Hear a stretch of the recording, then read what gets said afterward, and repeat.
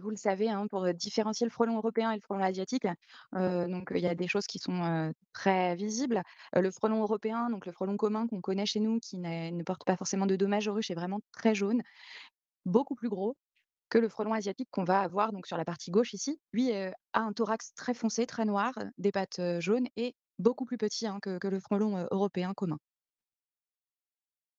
En ce moment, on vous parle du frelon asiatique parce que en fonction de son cycle de développement, comme vous le voyez, il va sortir de nymphose. Les fondatrices vont sortir, de nymphose dès qu'il va commencer à faire beau, donc là, on est en plein dedans. On préconise de commencer à piéger le 15 février jusqu'au 15 mai.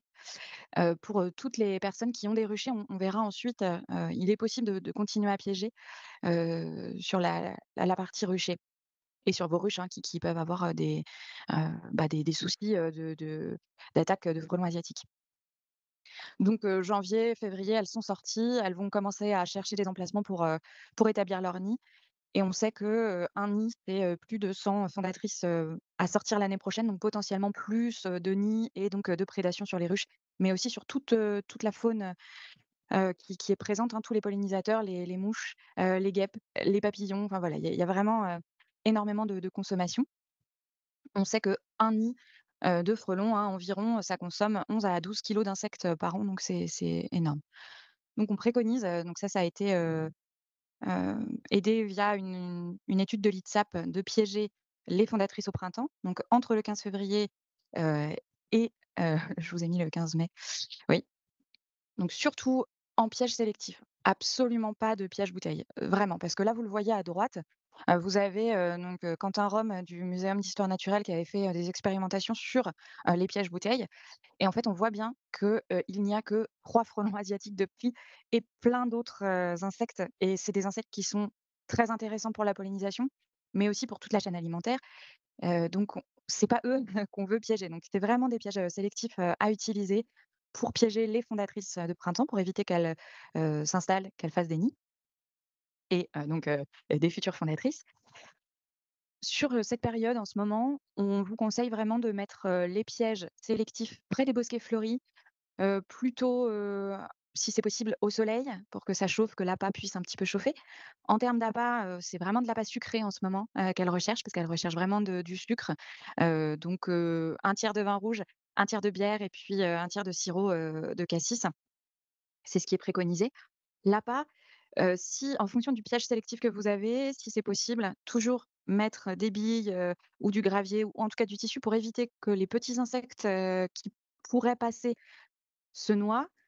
S'ils passent, qu'ils puissent peut-être prendre de l'appât mais surtout ressortir, hein, donc c'est pour ça que le piège sélectif est important et qu'ils ne se noient pas donc avant la sortie. Soit voilà, un billet d'argile, gravier ou alors, si vous avez un compartiment qui est sous votre piège, de bien mettre également un petit tissu maillé, très fin. Et donc la date entre le 15 février, et le 15 mai, c'est, à ce moment-là qu'il y a que des fondatrices, à piéger. Donc c'est pour ça que généralement on préconise ces dates-là. Et si vous faites du piégeage, de printemps, on vous a mis à disposition une évaluation du piégeage. Donc cette évaluation, elle est importante aussi, parce que le piégeage de printemps, c'est, tout nouveau. On a mis en place au niveau national un plan, de lutte contre le frelon. Ce plan de lutte, il préconise le piégeage de printemps des fondatrices, frelons asiatiques. On s'est appuyé aussi sur, une étude de l'INSAP qui a été faite, qui montre que le piégeage de printemps sélectif pour les fondatrices fonctionne et fonctionne dans le temps. S'il est fait, sur, plusieurs années, il fonctionne parce qu'on voit qu'il y a moins d'installations de nids. Mais pour continuer à prouver que ça fonctionne, parce que c'est vraiment tout nouveau, il nous faut aussi de la donnée. Donc dire que, c'est ce dont aussi parlait, Caroline tout à l'heure sur, les médicaments, le bénéfice-risque. Donc c'est-à-dire que le piégeage de printemps, avec un piège sélectif, on peut malheureusement parfois prendre un petit peu d'insectes, autres, mais on va dire à la marge et ce qui est intéressant de relever, c'est justement le nombre d'insectes capturés, autre que, le nombre de fondatrices. Tout en sachant que c'est ce qu'on disait au début, hein, c'est, normalement 11 à 12 kilogrammes, d'insectes consommés, par un nid. C'est aussi intéressant d'avoir ça en tête, comme échelle de grandeur. Et puis, c'est aussi intéressant de voir si jamais votre piège, il fonctionne pas forcément près du bosquet, et fleuri sur lequel vous l'avez mis au bout de quelques semaines et bah, vous pouvez aussi le bouger, il faut pas hésiter. Voilà et donc c'est aussi pour vous dire que le piégeage de printemps, donc on a vu, hein, on l'a vu avec le 49, donc peut-être que, Jean-Luc Dénéchère qui est là, pourra nous en parler, ça fonctionne vraiment.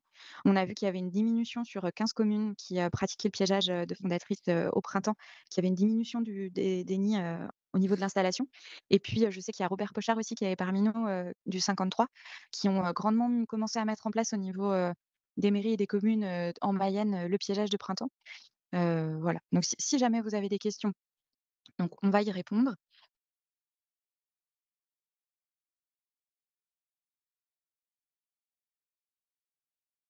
Donc Roselyne qui nous disait que donc chaque été, elle avait beaucoup de frelons dans son jardin, qu'elle essayait en février avec un grand piège et 2 entrées du sirop, sucré pour, détruire les fondatrices, mais qu'elle n'en voyait pas.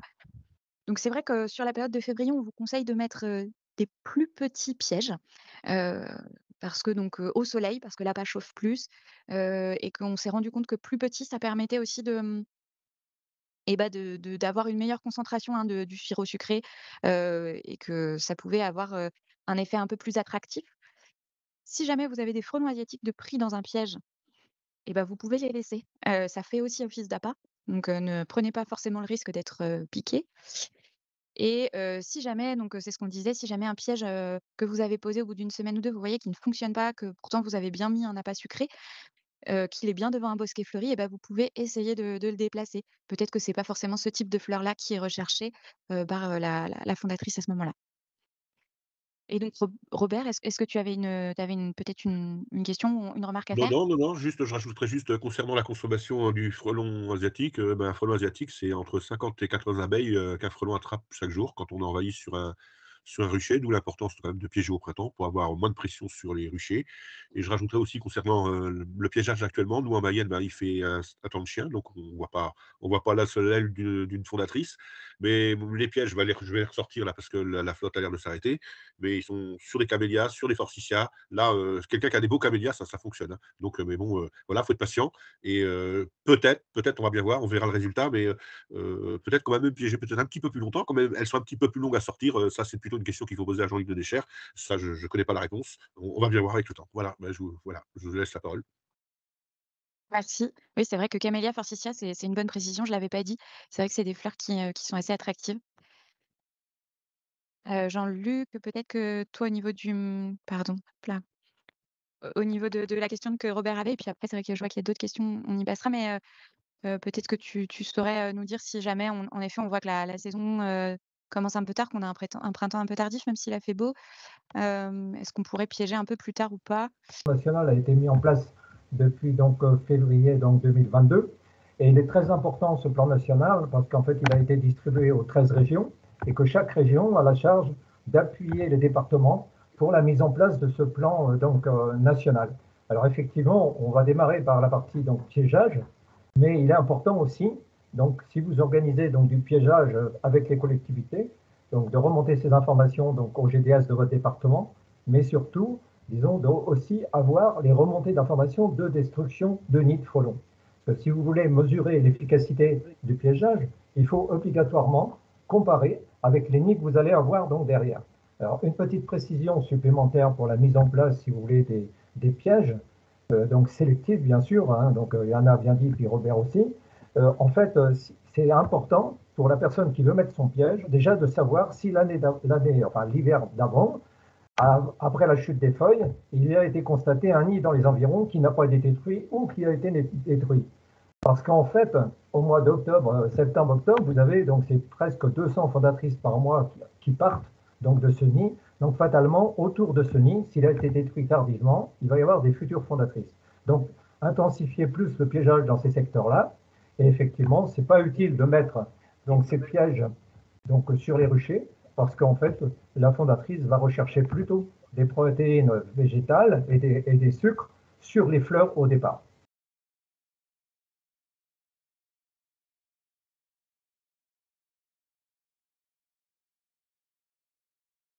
Donc vous pouvez, donc parfois penser que ça ne fonctionne pas parce que vous n'avez pas forcément de fondatrice dedans.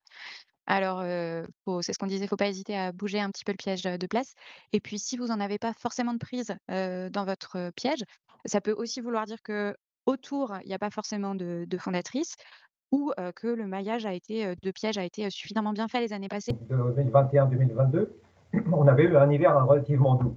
Donc, ce qui a fait qu'il y a beaucoup de fondatrices qui sont donc sorties, beaucoup de gyms. Par contre, là, disons, hiver 2022, on a eu quand même des périodes de froid importantes. Et c'est vrai que tout à l'heure, vous disiez que les fondatrices ne sont pas sorties très tôt cette année, effectivement, parce qu'on a eu plusieurs périodes, une période de froid, une période de redoux, une période de froid. Et là, dernièrement, là, moi j'ai eu un signalement hier, là, qu'il avait trouvé donc une fondatrice dans un tas de bois, donc entre l'écorce et la partie donc du bois, donc qui était encore un petit peu en diapose, pas encore sortie.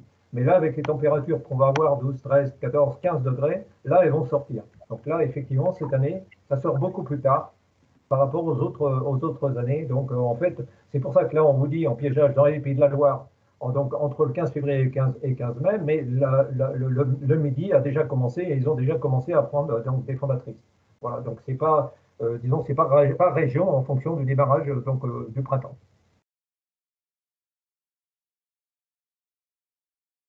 De vous rapprocher de vos structures départementales pour voir s'il y a eu des commandes, par exemple, de pièges ou de grilles sélectives qui ont été faites.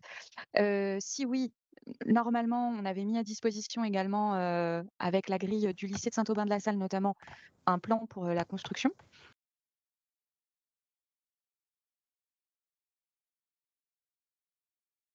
Si la pression du frelon augmente, moi, ce que je constate, c'est que la personne qui va vouloir manger dehors ou boire un coup dehors, qui est envahie par le frelon asiatique, qu'est-ce qu'il fait? Ben, il va passer au piégeage bouteille. Et déjà, le frelon, au niveau de la biodiversité, c'est une catastrophe. Et si on peut, là, je commence cette campagne-là, je vais bien voir ce que ça donne, mais dans les endroits où on a travaillé avec les mairies, où on a posé des pièges, où il va y avoir un suivi avec les espaces verts, ben, on fait de la publicité à l'intérieur des mairies, dans les halls et tout, on laisse des flyers et puis on laisse quelques docs sur le frelon, surtout comment identifier le frelon. Là, tu sais, les deux fiches, Johanna, elles sont excellentes. J'aime bien laisser ces fiches-là. On laisse les coordonnées pour correspondre avec nous et puis on parle du piégeage printemps, on parle voilà, du piégeage sélectif parce que bon, ça serait bien qu'au fil du temps, au fil des années, eh bien, on ait toutes ces bouteilles qui disparaissent parce que je crois que ces bouteilles, elles sont hautement aussi dangereuses que le frelon en lui-même.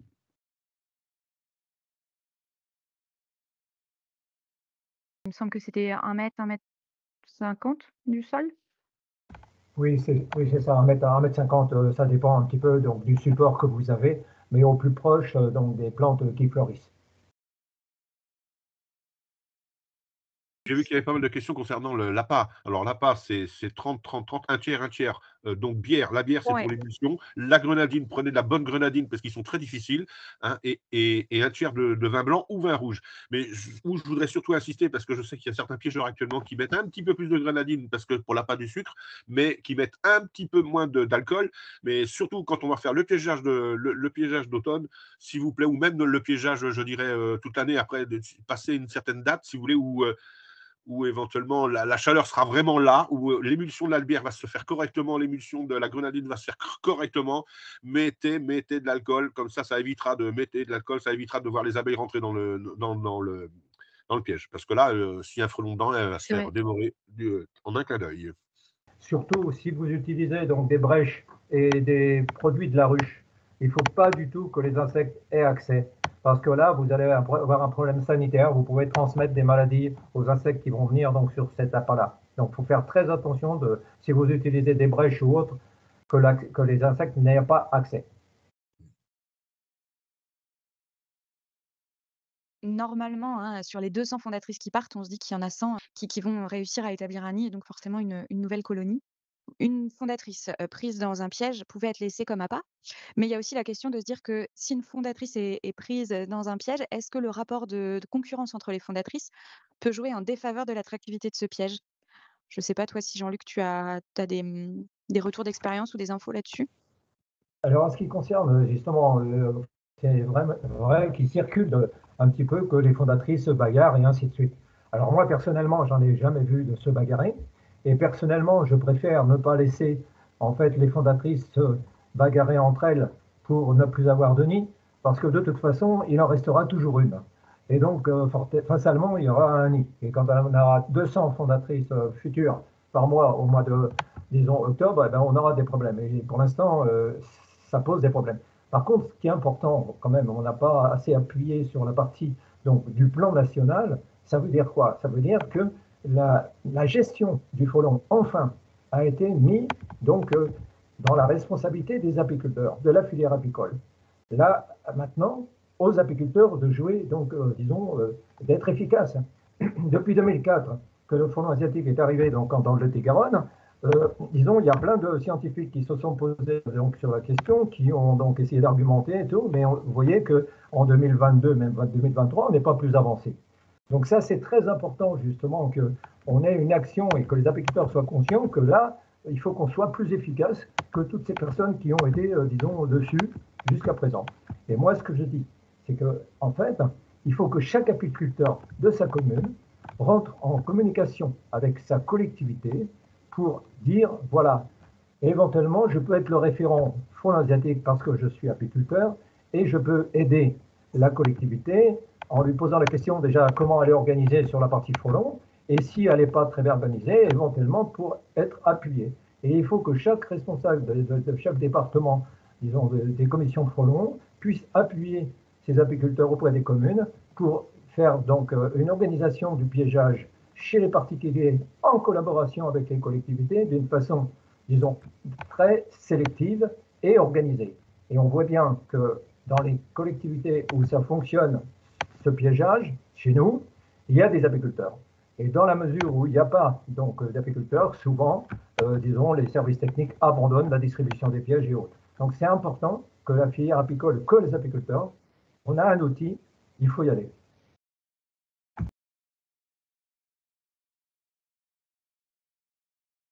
Et je vois aussi dans les conversations qu'il y avait eu quelqu'un qui avait piégé, mais qui avait, malgré ce piégeage, eu quand même un nid, au-dessus de son piège dans l'arbre.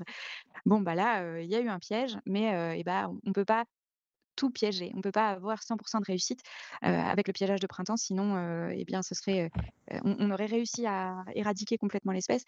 Donc c'est pas le cas, mais par contre, il faut se dire que si vous aviez pas piégé, vous en auriez peut-être eu un au-dessus, de votre arbre, mais aussi également dans la haie du voisin, ou dans les environs. Il faut savoir que, en fait, une fondatrice, si vous voulez, elle a un rayon d'action de près de 800 mètres, 900 mètres de prédation autour de son emplacement. Par contre, disons, au moment, à l'automne, quand il y a essaimage, en fait, quand il y a des fondatrices qui partent, elles peuvent faire donc au moins plus de 30 km. Donc, effectivement, vous pouvez récupérer des fondatrices donc, de nids qui étaient donc, à une certaine distance et où, si c'est bien piégé, donc elle l'a dit tout à l'heure, il y en a, effectivement, nous, on l'a mesuré depuis 4 ans avec une collectivité donc, sur 15 communes qui piègent régulièrement avec les apiculteurs donc, qui disposent des pièges. Pas énormément. Donc, c'est pour ça que je voulais venir surtout sur la densité des pièges. Ça ne sert à rien d'avoir, disons, une quantité importante. Il faut qu'ils soient bien placés. Je l'ai expliqué tout à l'heure. Et sur 15 communes, par exemple, ils ont 66 pièges et ils prennent 350 à peu près fondatrices par an au printemps. Mais après, ils n'ont que 22 nids seulement à détruire sur les 15 communes. Sur une autre collectivité où il y a à peu près une cinquantaine de pièges aussi, donc l'année dernière, il y a eu à peu près 450 fondatrices, donc de piégés, et après, il n'y a eu que 7 nids de détruits derrière. Mais parce que, en fait, si vous voulez, la partie, donc les apiculteurs maîtrisent donc la gestion du piégeage et maîtrisent la destruction derrière. Donc ça permet d'amener des éléments d'efficacité du piégeage. Si je peux me permettre, donc également aussi en ce moment, si pour les jours rallongent, c'est bien, si vous avez un peu le temps, faites un petit tour autour de chez vous, regardez dans les petites abris aux mésanges, sous les charpentes, développez votre observation et éventuellement, même si vous n'avez pas piégé de fondatrice, vous pouvez éventuellement apercevoir un nid primaire. Et là, par contre, concernant le nid primaire, ce que je voudrais surtout vous dire, c'est que détruisez-le le soir quand il fait nuit. Protégez-vous, bien sûr. Détruisez-le le soir parce que c'est la fondatrice, le soir, elle est dedans. Et puis, si elle ne veut pas rentrer dans le piège, au moins, on l'aura eu, quoi. Voilà, mais là, il faut déjà les repérer parce que c'est pas facile. Ils sont toujours dans les endroits un peu insolites. Et voilà, il faut tomber dessus, quoi.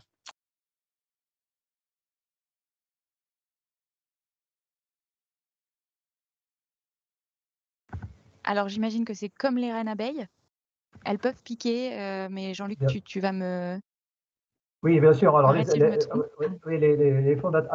les fondatrices, enfin les gynes qui vont sortir là de diapause, en fait, si vous voulez, c'est une reine qui va pondre. Mais comme notre reine abeille, elle a un dard.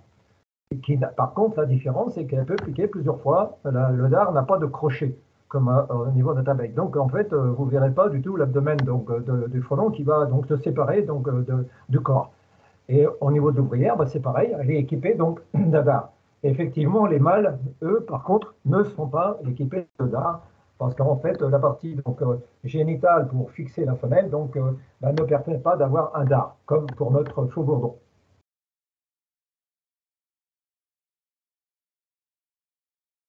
Quand on a mis en place le plan national, on avait le responsable national des urgences 10. On lui a posé la question s'ils avaient beaucoup de signalements au niveau des urgences, au niveau de la métropole, au niveau des piqûres de frelons asiatiques. Et en fait, il a dit, on est incapable, disons, de vous dire, on peut simplement vous dire les piqûres d'abeilles, parce qu'on a le dard qui reste dans la peau. Mais sur le frelon asiatique et les guêpes et ainsi de suite, on n'a pas de remontée d'informations. Vous voyez, c'est pas pris vraiment en compte.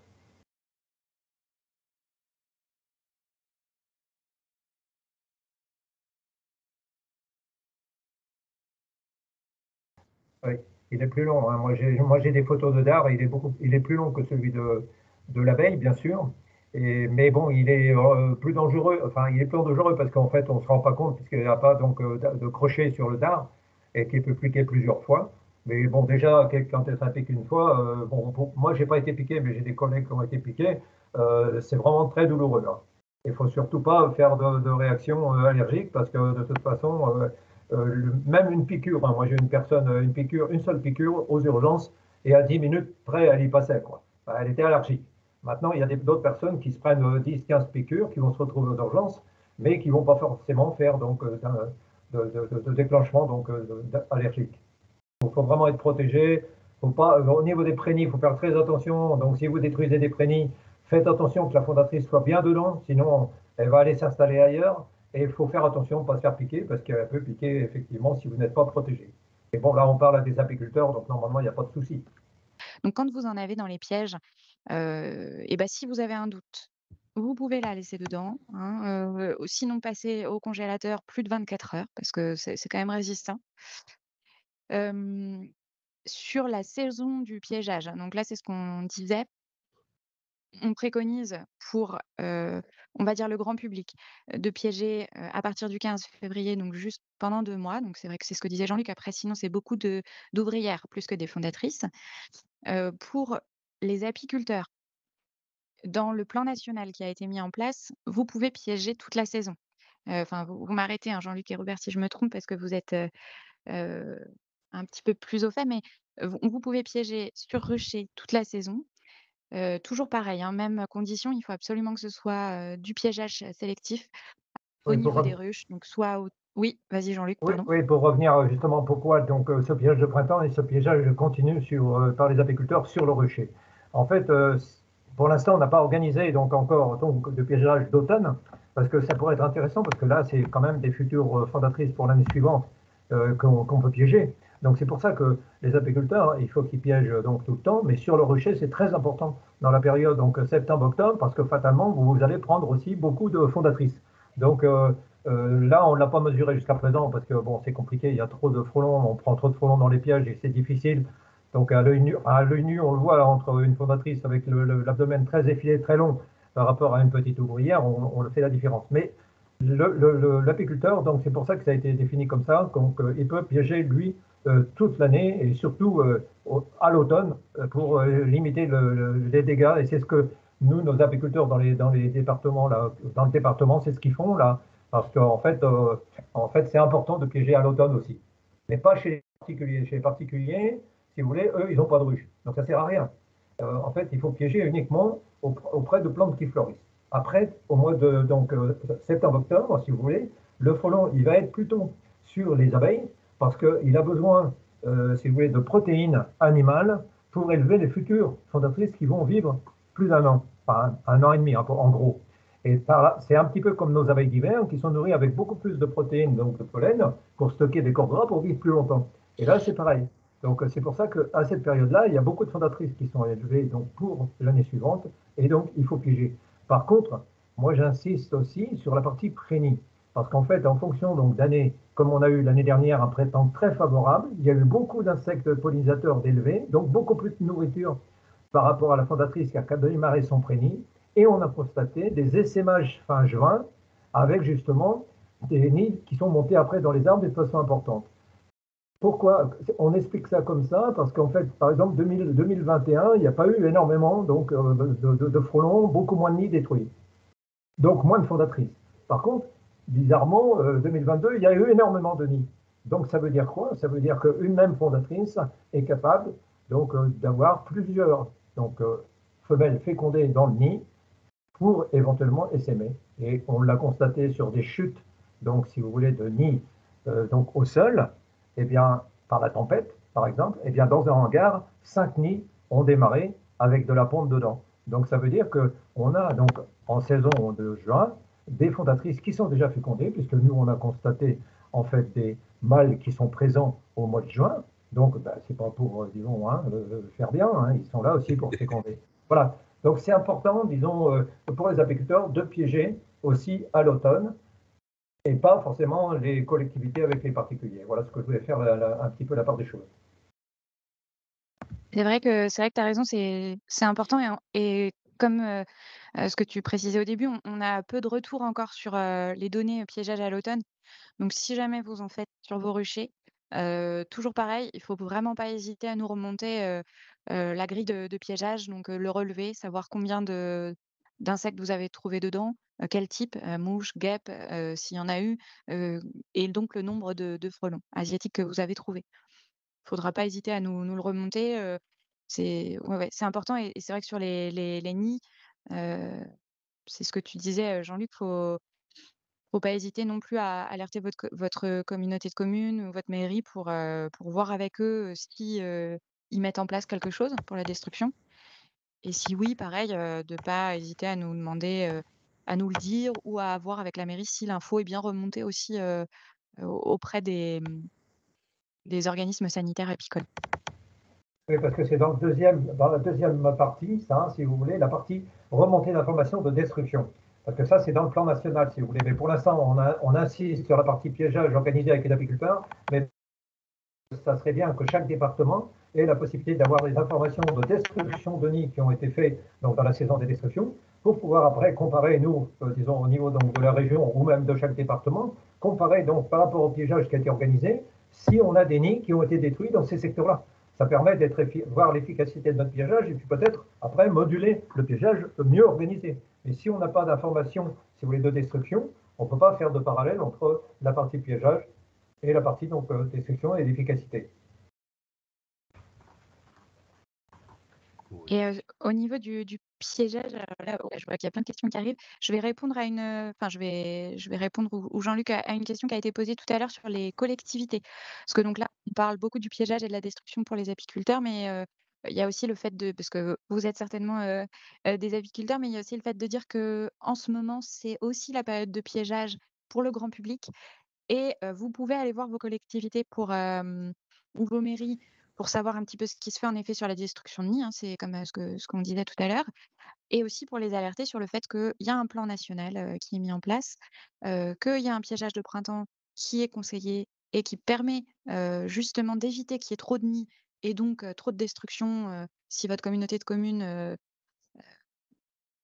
comment donne une subvention pour par exemple ou participe financièrement à la destruction du nid, ça peut aussi les intéresser de se dire que, eh ben, il y aura moins de nids, possibles, à détruire et donc forcément pour eux, il y a un bénéfice et pour que les collectivités puissent se procurer des pièges, donc il y a certaines, sections apicoles qui ont mis à disposition, des pièges de leurs adhérents et des communautés de communes qui sont, d'accord pour travailler avec eux et pour, remonter, les informations. Donc je sais que Jean-Luc, par exemple, toi, tu as l'exemple de se dire que tu as travaillé avec, une communauté de communes qui regroupe 15 communes, qui a un référent dans le service technique, avec la mairie, que vous communiquez et que c'est ce référent-là qui met à disposition les pièges pour les particuliers, que les particuliers les rendent, après la partie, piégeage et les rendent complets, c'est-à-dire avec les fondatrices, les insectes et c'est, ce référent qui va faire le relevé et le transmettre, notamment à la 749. Donc ça, c'est un modèle qu'on pourrait, imaginer, développer. Tout Il à y a une fait. question 44. Après, je pourrais peut-être répondre. Vas-y, Jean-Luc. Oui, oui, tout à fait. C'est important, justement. En fait, nous, c'est souvent les collectivités qui ont acheté des pièges et puis les apiculteurs ont participé à la distribution donc, de ces pièges. Mais par contre, c'est important aussi de récupérer les pièges par rapport à ce que j'ai expliqué tout à l'heure. En fait, qu'il fallait favoriser le piégeage plutôt dans les endroits où les nids avaient été donc détruits tardivement, donc l'année d'avant. Et là, il n'y a que la commune qui est informée là-dessus, dans la mesure où souvent elle participe financièrement à la destruction. Par contre, il y a quelquefois des communes qui ne participent pas, et donc c'est pour ça que c'est important que l'apiculteur se rapproche de sa collectivité. Mais moi, chaque mois, on a fait des distributions de 130 pièges, de 80 pièges et ainsi de suite au niveau des collectivités. Mais la plupart du temps, dans les collectivités aussi, dans les services techniques, on a quelquefois des apiculteurs, et là, ça fonctionne super bien.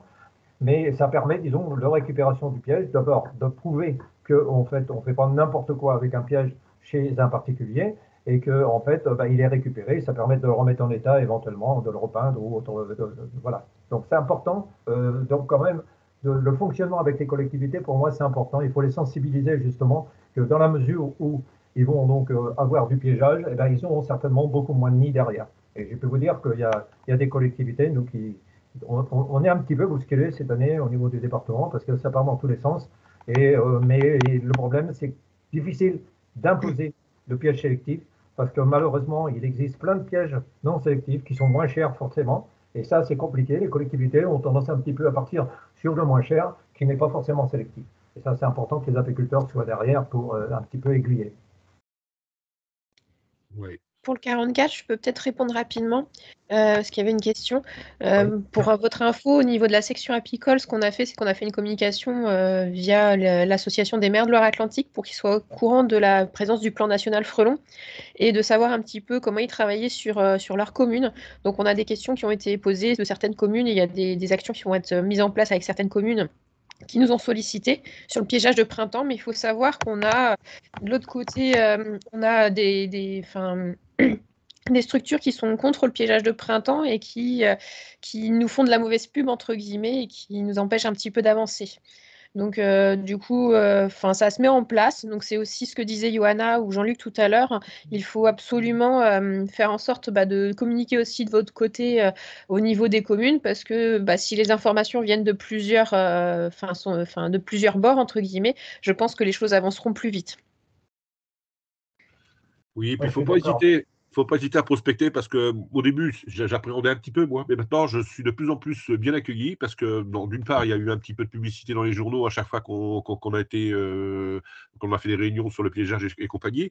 Mais dès qu'on parle prix avec un responsable des espaces verts, dès qu'on parle prix avec un élu, ah, c'est très intéressant quand même parce que le coût des piégeages, comme le coût de la destruction des nids leur revient tellement cher que il s'arrête. Hein, il s'arrête. Hein. Faut pas avoir peur, faut y aller. On est bien accueillis.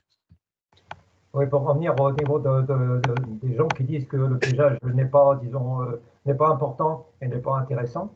Bon, si vous voulez, nous, au niveau donc, quand on a mis en place le plan national, ces gens-là ont participé à la mise en place du plan national. Donc, effectivement, vous pouvez avoir des gens un petit peu dans son secteur qui vont être un petit peu contre. Effectivement, si on prend l'exemple de la Manche, où il y a eu 9 000 nids détruits à 120 € le nid, effectivement, les gens qui, disons, font ça, ils n'ont pas intérêt à ce qu'il y ait moins de nids. Et puis moi, je conseille, s'il y a des insectiseurs qui écoutent, là, allez vous installer dans la Manche, ça va, parce que c'est rentable. Hein, 9 000 nids à 120 €, il y a du boulot, là. Voilà. Donc là, il faut bien faire la part des choses. Nous, les apiculteurs, on subit, et il est hors de question que, disons, sur la filière apicole, il y a des gens qui en fassent un business. Je suis assez direct là-dessus parce que bon, on subit malheureusement ça. Et enfin, on a les apiculteurs qui peuvent gérer.